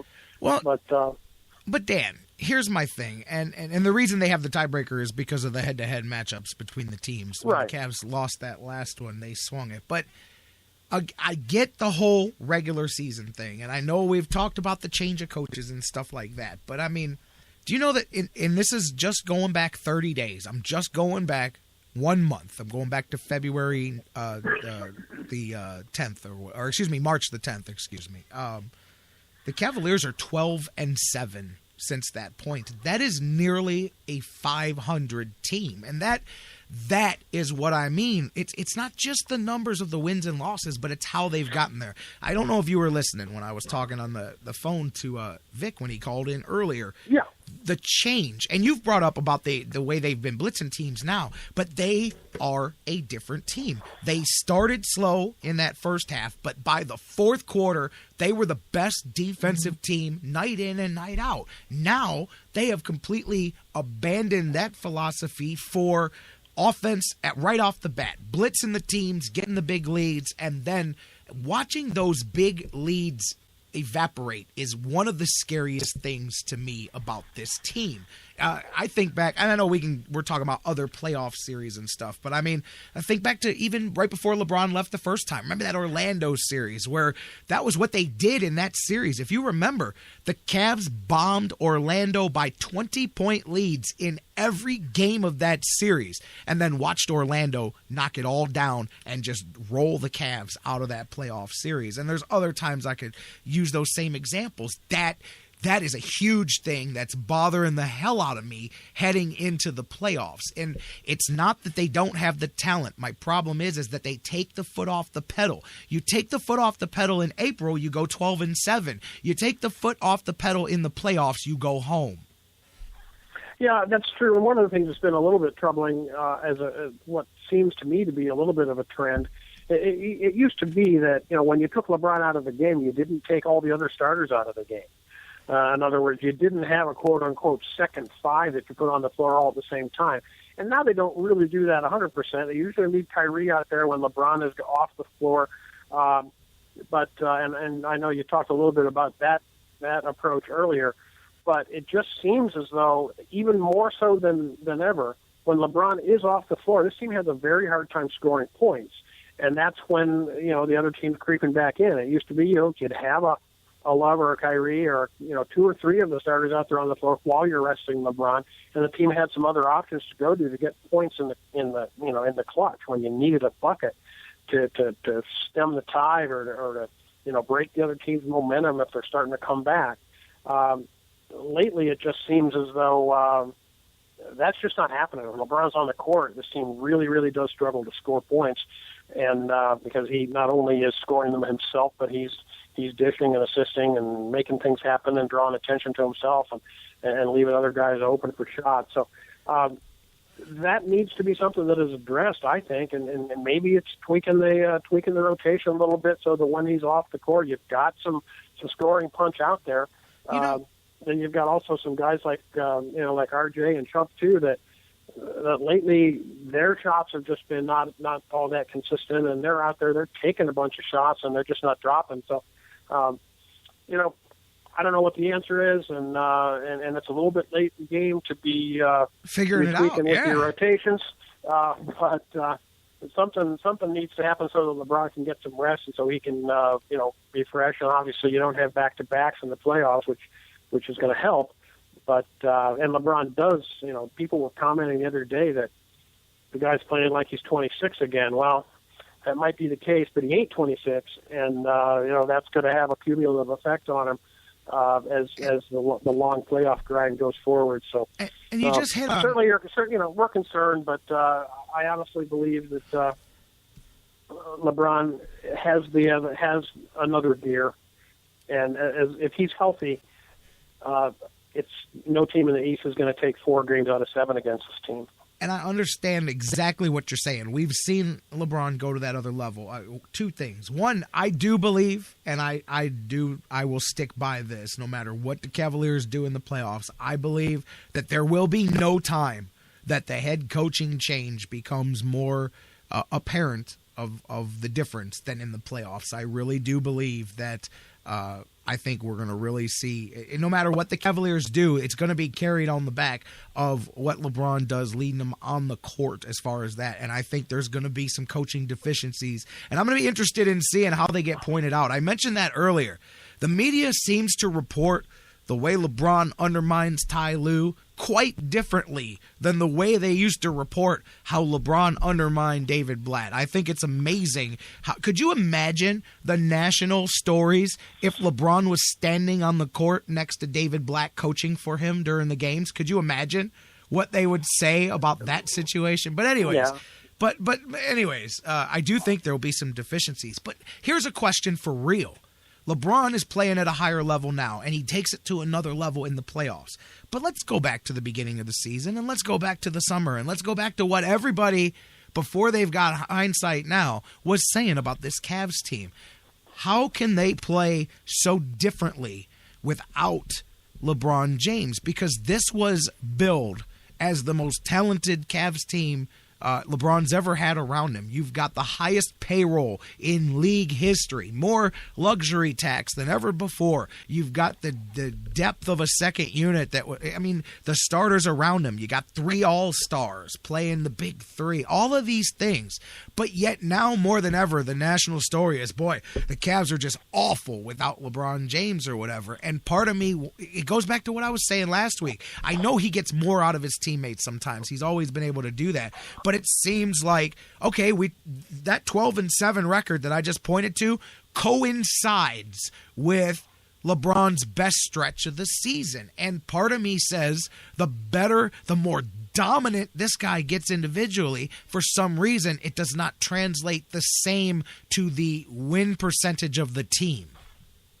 Yeah, we kicked that idea around a little bit last week too. I don't understand it. One of the theories that's going around and is kind of popular the last couple of weeks, maybe on talk radio, to the extent that I'm in tune with that, which is minimally, Same here. is that the other 2 of the big 3 are just frankly overrated. That Kevin Love and Kyrie Irving are not necessarily big 3 caliber players. Frankly, a lot of people would undo the Wiggins for Love trade in a heartbeat right now, and a lot of people are wishing that the Cavs had Chris Paul instead of Kyrie Irving, or Isaiah Thomas instead of Kyrie Irving, or just about any point guard under the sun instead of Kyrie Irving right now. So, maybe the hype was too much for the quote-unquote big 3, and certainly LeBron is a legit one in the big 3, but the other 2 guys might just be not living up to the hype and not as good as people give them credit for being. When it comes to Kevin Love, I have a major I love Kyrie too, but I know the deficiencies in Kyrie's game. He over-dribbles. He is the best dribbler in the NBA, and that's his deficiency as well as his strength, because he over-relies on it. And he's a poor defender. He is an absolute piss-poor defender. Kevin Love is a mediocre defender. I don't think he's as bad as Kyrie, but he's not a whole lot better. But I think he's a much more fully developed offensive player, and I do think that I still don't think he is what he was hyped up to be either, but I think he's pretty close. I do believe that playing alongside LeBron, and you and I talked about that stat that stuck out about how much better Kevin Love is when it's either of them. It's not just LeBron. When it's Kyrie and Kevin Love, or when it's LeBron and Kevin Love thrives. And then the problem comes in when you get the third person, especially when the other two are complete ISO type of players. And so that changes it. But I think Kevin Love, I would have never made the trade. I'd definitely undo it in a heartbeat. I'll throw in another number one if you guys want it. Just can we redo that trade all over again? That being said, I think Kyrie's been exposed much more. And I want to say the biggest part of it, I think a lot of the blame needs to go on the initial coaches of Kyrie Irving's NBA career, especially Byron Scott. Byron Scott let Kyrie Irving get away with anything because he was considered the lone piece of talent, the one young building block of this team. So he was allowed to dribble with impunity. He was allowed to pass or not pass if he saw fit. He was allowed to rest on defense because he needed to carry the team on offense. He had no accountability in those first couple years, and I think that really set back his development because physically, talent-wise, Kyrie Irving could be and should be the best point guard in the NBA, and he is the best dribbler. But, man, those deficiencies, I think a lot of that, what do you think? It's got to come to the way he was handled early because he was put on a team that basically said, hey, this is your team. That's true, and he was the lone star, all-star, in the pre-LeBron return era. And yeah, may have been handled badly. And just speaking of coaching, and I think you're absolutely right that the playoffs last year really showed how good a coach David Blatt is and was, and that I think it's very predictable this year that as we go down the stretch and we go through the playoffs, that David Blatt is going to start to look better and better in the rearview mirror. Yep. And I think maybe that will, seep into the national consciousness a little bit more maybe as the playoffs go on. And I'm not predicting, dire things to happen to the Cleveland Cavaliers in the playoffs necessarily, but I hope, and I just think that you and I have been talking about this for some time, and there are people who absolutely disagree. They absolutely think that David Blatt needed to go and that he was overmatched and he was in over his head and blah, blah, blah. I disagree. I think last year's playoffs proved that, as you and I have discussed. And I think maybe as this year goes along, and maybe you get to the finals or maybe you don't, but I do think that over time people will, that David Blatt's reputation is going to go nowhere but up as he fades farther and farther into the rear view. I agree.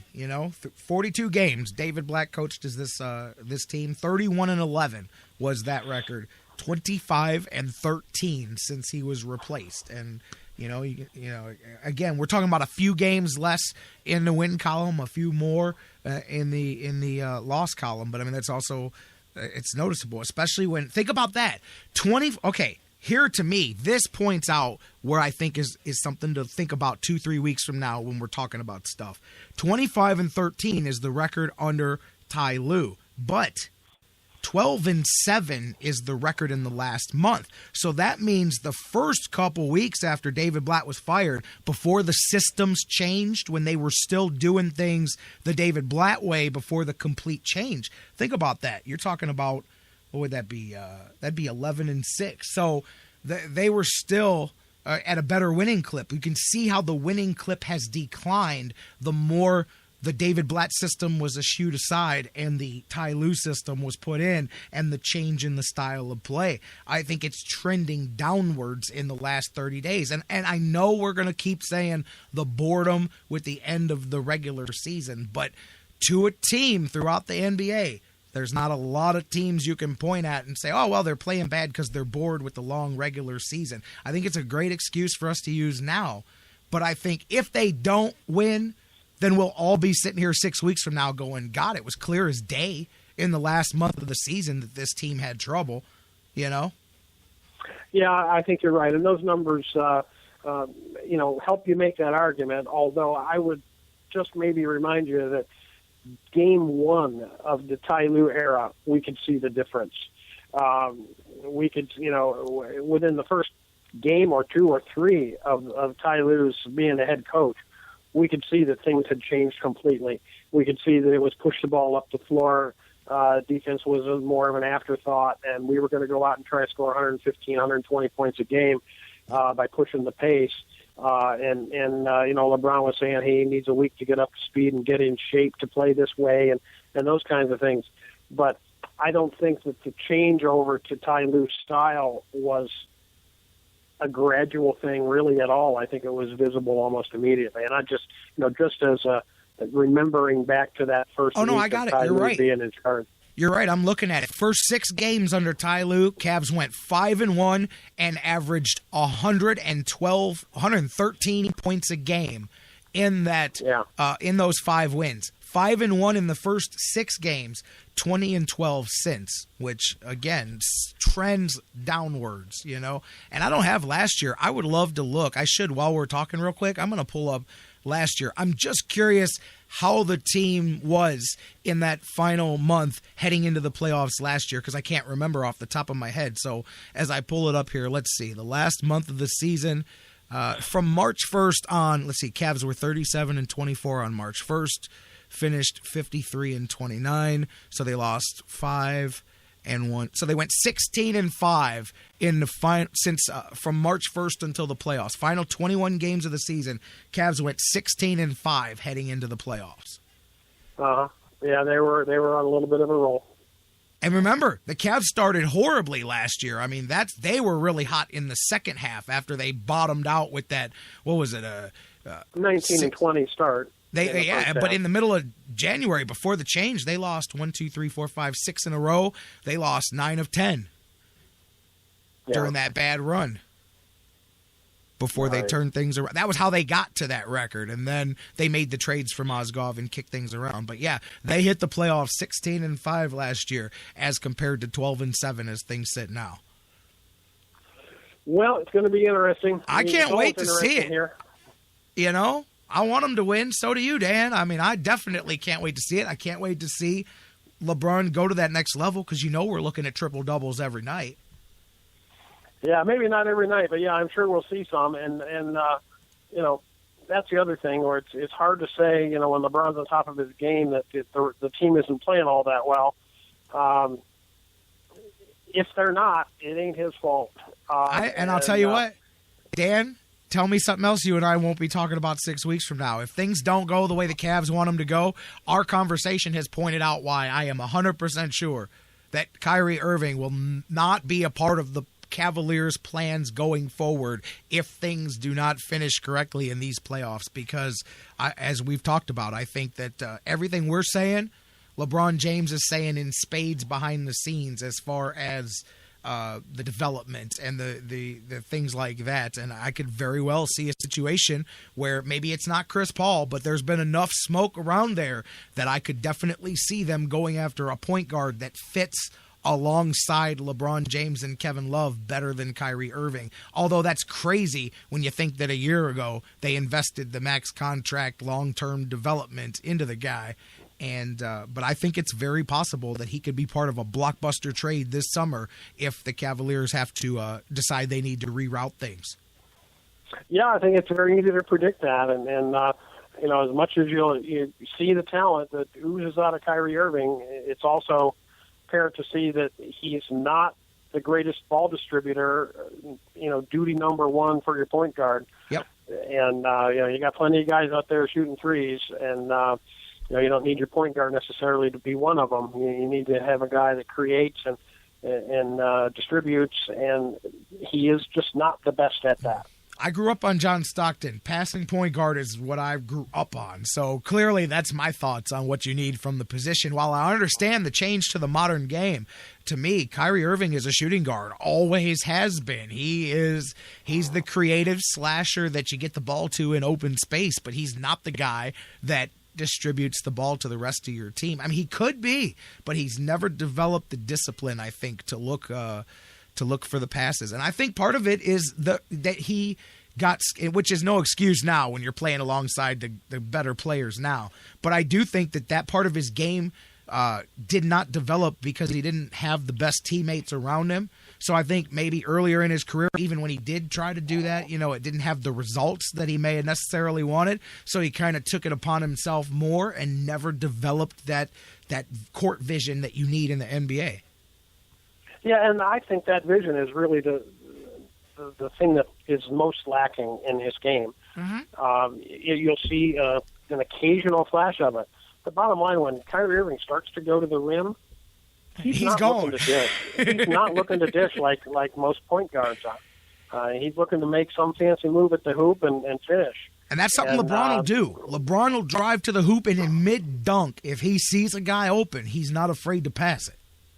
Right. So, yeah, it will be fun, and, it's good to have a team that's the number one seed and, beats the heck out of the alternative. And hopefully, like we always say, hopefully it can generate some buzz downtown, and the guys across Eagle Avenue there will benefit from it as well. And it could be a great spring and early summer if all goes well. We're about to have some fun. It's playoff time. And by the way, see, guys, I blame everything on LeBron. Kyrie Irving's got some work to do too, man. It's not just LeBron's fault. But anyways, I'm ready to have some fun. It's playoff time, and we got all summer to talk about bad stuff if we need to. Playoffs are getting ready to start, and they still have to lock up that number one pick. They're up by 2 with 2 games to play. We'll find out if they end up with the first seed in the playoffs or not. But really, I can't tell anything. All the places that affect the Cavs in the playoffs are bottlenecked right now. Indiana and Detroit,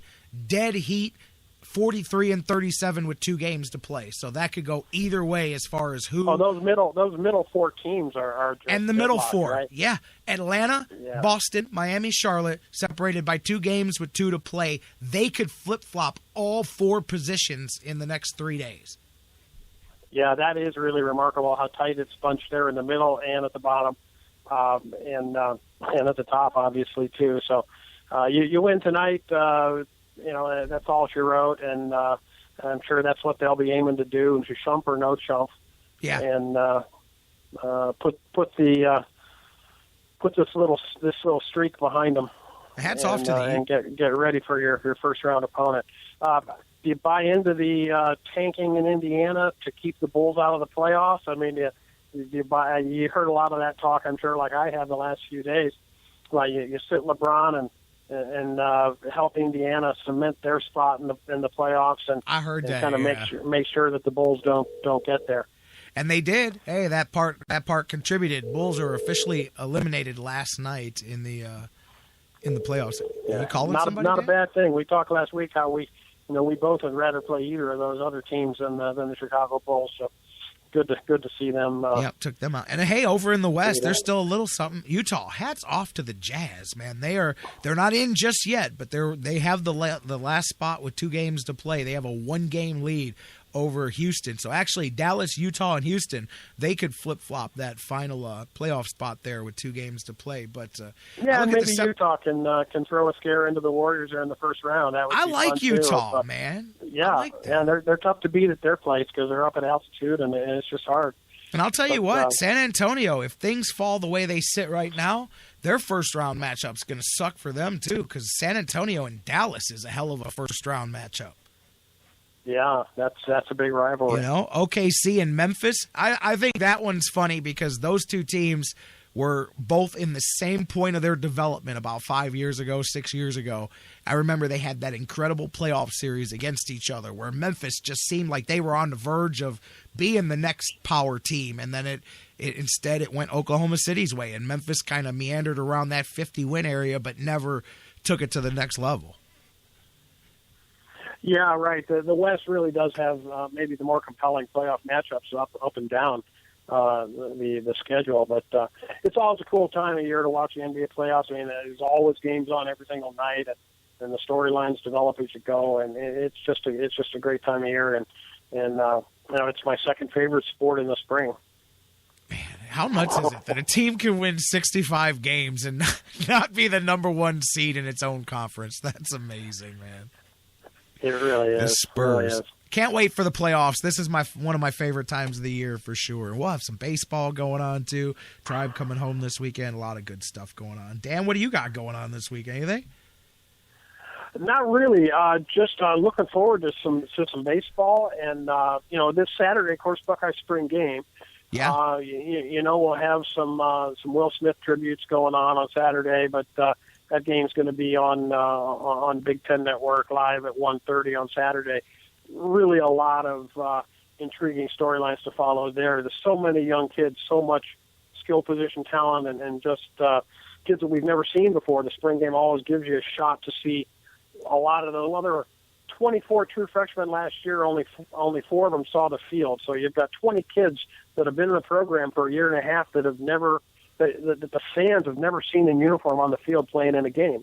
And there's a lot of cool intrigue there, and just players that I personally am anxious to see, air it out for the first time in a Buckeye uniform. And so spring game's always a big deal for me. I'll be writing it up and summarizing it for the EverybodyHatesCleveland.com crowd, and just looking forward to Saturday. Hopefully it looks like it's going to be a nice day in Columbus for the spring game. That's what I was going to ask if you were writing it up. So there you go, Buckeyes fans. Check it out, EverybodyHatesCleveland.com. Dan's on top of it, and he'll be back here next week. We'll talk about, hopefully, more than likely, a full week of Indians baseball, as it looks like they'll get them all in Cleveland this weekend. So we'll have 5 or 6 of those to talk about. We will know what the Cavaliers are doing. We'll probably be on the verge of Game 1 of the NBA playoffs. So a lot of stuff that you and I can get into. Plus, we'll talk about the Buckeyes and that spring game next week.